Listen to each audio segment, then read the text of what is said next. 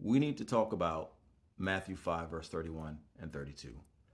This is a text that demands intellectual rigor and spiritual courage. And to understand this, we have to strip away our modern cultural comforts.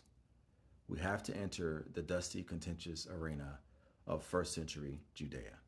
Jesus is not offering a soft suggestion here. He's dropping a theological anchor, one that drags us back to the bedrock of creation. He says, "It was said, whoever divorces his wife, let him give her a certificate of divorce." But he also says continually, "But I say to you that everyone who divorces his wife, except on the ground of sexual immorality, makes her commit adultery." Here's the aggressive truth. Jesus is dismantling the self-righteousness of the religious elite.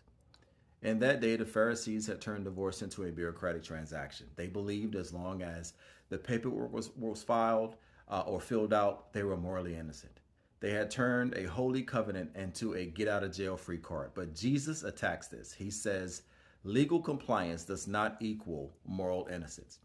You can have the paperwork signed by the judge and yet, in the eyes of God, still be bound by the covenant. But why? Because of the one flesh reality. Genesis 2:24 is not a metaphor. It is a metaphysical fusion. Two lives becoming one organism. The Pharisees thought a piece of paper could dissolve that. Jesus argues that man cannot separate what God has joined simply by writing a note. So, if a man divorces his wife for trivial reasons because he is unhappy or bored, the marriage bond still exists in the eyes of heaven. By casting her out, he puts her in a position to remarry for survival. And Jesus says the man is the architect of the sin that follows.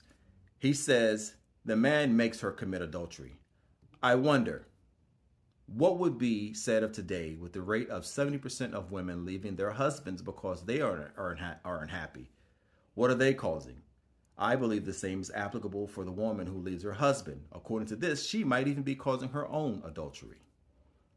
Now, what about the exception? Except for sexual morality, as Jesus said. This is not a loophole, friends. This is a death blow. Sexual immorality, or porneia, as the Greek word is, severs the spiritual tendon that holds the marriage together. When that happens, the divorce certificate merely ratifies a death that has already occurred. But here is the hardest truth. Verse 32 says, whoever marries a divorced woman commits adultery. Jesus is stripping away the comfort of irreconcilable differences. Traditionally, in this day,